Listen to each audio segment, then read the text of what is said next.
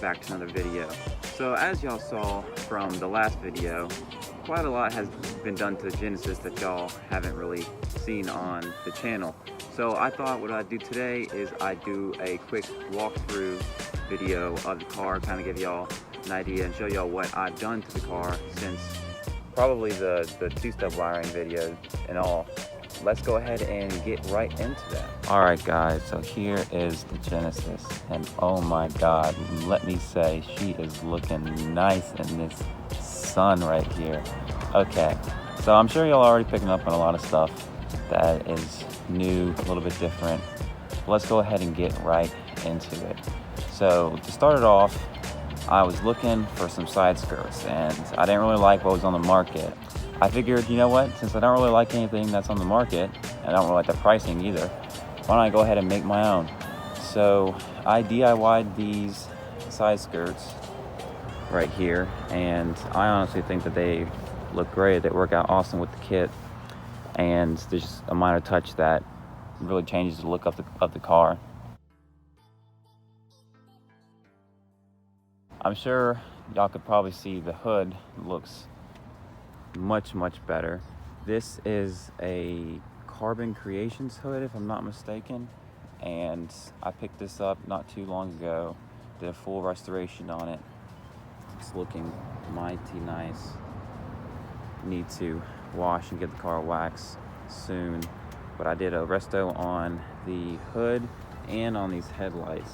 I expect these are known for the flaking and the peeling, and I think they look much better now than they did before.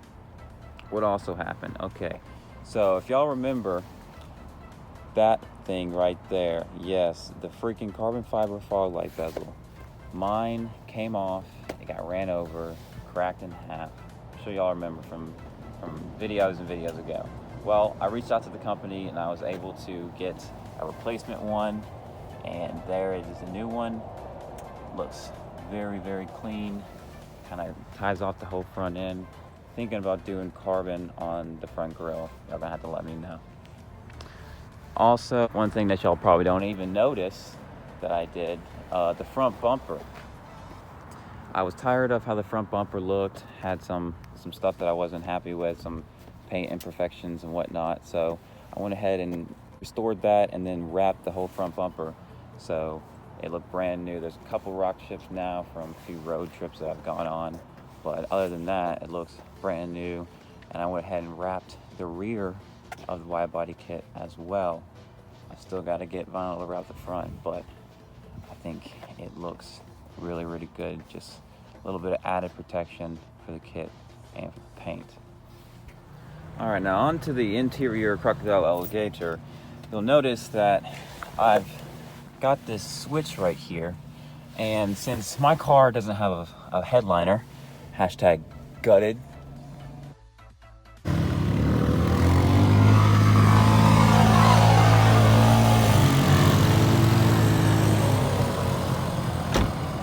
awesome people. They just pulled up, saw the Jenny, said they wanted to check it out.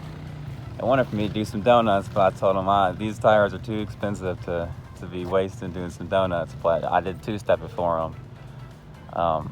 Just awesome community. But where were we? We were in the interior, man. Now I'm all happy. People always liking my car. All right, so on to the interior. Yes, so gutted interior. I had no headliner, and I wanted some dome lights just so it would be a little bit brighter at night.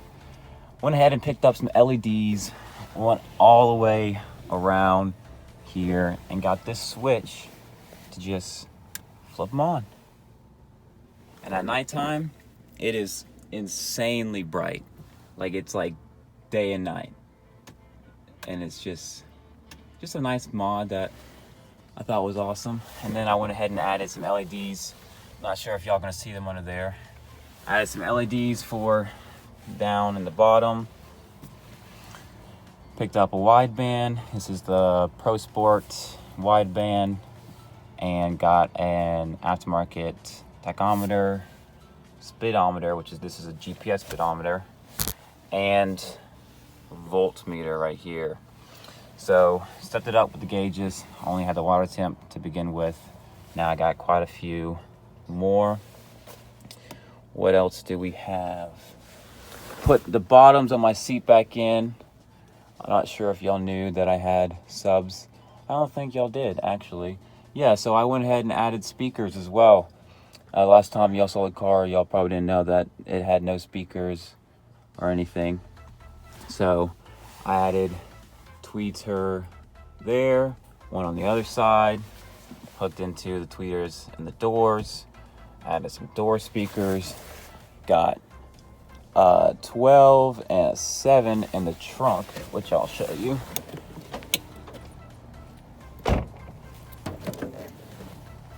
Right there, not the nicest thing, but I got them for free, so better than spending money on it.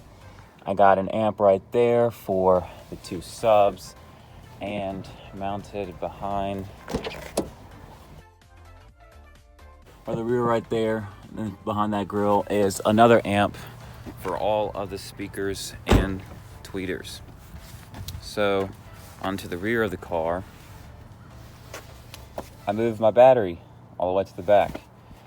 Just thought, you know, that's one thing that's heavy that doesn't really need to be up in the front. I could use some extra weight back here, less weight in front. So I went ahead and moved my battery all the way to the back, and it's secure. It's not going nowhere. It makes it so much easier when wiring stuff up. Don't have to go through the firewall because it's just right through there, which is nice. All right, now on to the engine bay. I'm sure you're noticing that is something new. Yes, I picked up an engine cold air intake, not the short ram or the hot air, in other words, but full cold air.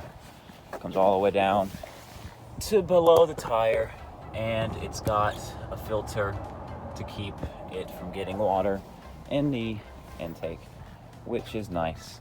Also picked up an oil catch can, which is just mounted right there. Now on to something really cool. I picked up Tim Herbert's small battery kit, but I obviously didn't need the battery because I moved mine to the rear.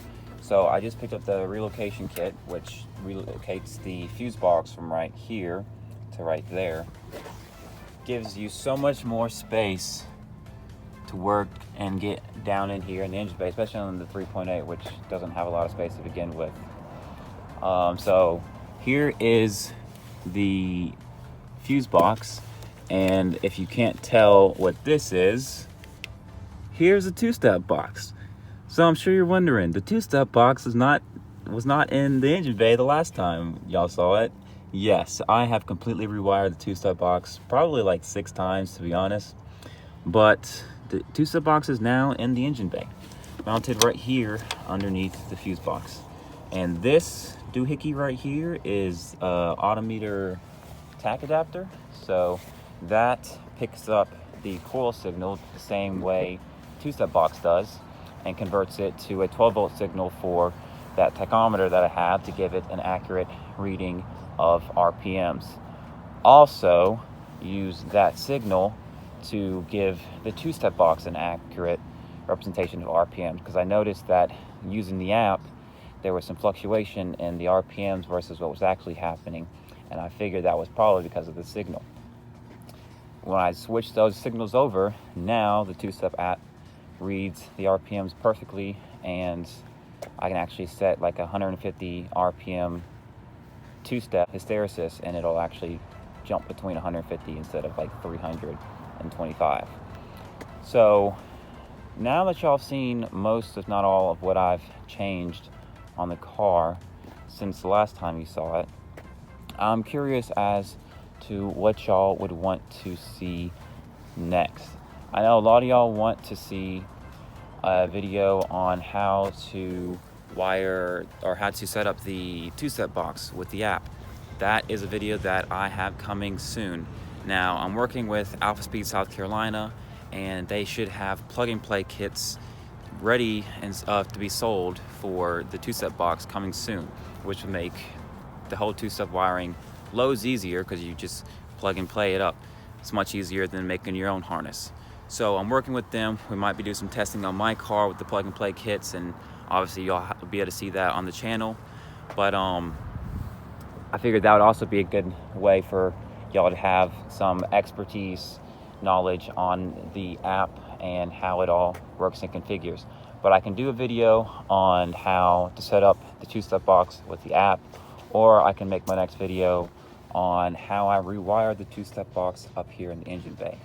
Much more simple wiring, easy. There's only one wire that goes into the cabin.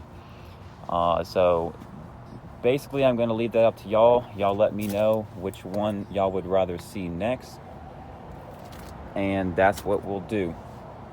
Now, the only thing else that I've really changed is I've upgraded the grounding, done a couple of grounding stuff. As you can see, there's a grounding block here with 4 wires coming off. There's another one down there. There's one down there. I think I have a couple more back here, but basically I added a whole grounding block right there, and then it goes down underneath that kit and goes around the engine bay in different spots. Also grounded or sanded down the paint right there, so you have better grounding there, and added another spot. I also figured out a way to repair your paddle shifters if you are like most people who have paddle shifters that don't work, or one doesn't work or the other. I found a way on how to take the steering wheel off and basically DIY fix your paddle shifters, because mine never worked when I bought the car, and now I have fixed them, and they're actually much more touchy. The way, there's 2 ways that you can do it, but the way that I do it, they're much more touchy, and when you touch them, they basically shift instantly because they respond so quickly to the slightest movement. Not enough to just make them shift when you're driving normally, but enough to make it much more enjoyable than normal. Now, I could do a video on how to fix the paddles as well, but I think y'all are probably going to be more interested in seeing what's going on with the two-step box and how I've changed it since y'all last saw it. All right. I swear, every time I try to put this camera down, I remember new things that I've done to the car. Things you can't even see. So I also went ahead and picked up a new set of spacers and hub-centric rings for the car, just so that I would have some specific to the bore on the ESRs instead of the one for the stock Genesis Coupe wheels. I also went ahead and picked up a set of ARC test pipes, just because the test pipes that I had were just like a secondary cat delete, and they were kind of leaked and not really that nice and rattled, so I went ahead and picked up a new set of test pipes. Other than that, I can't really think of anything that I've done new to the car. If y'all see anything that y'all are like, oh, I don't know what that is, just comment below. I'll let you know for sure, and we'll go from there. What can I say? Jenny's looking so nice with this carbon hood. Oh man. I mean, it's not perfect, but it gets the job done. It gets the job done. Gotta love the way this car looks in the sun. Alright guys, so comment below. Let me know whether y'all want to see a video on how I rewire the two-step box. Hope y'all like the little sticker slash thing that I made for it to cover it.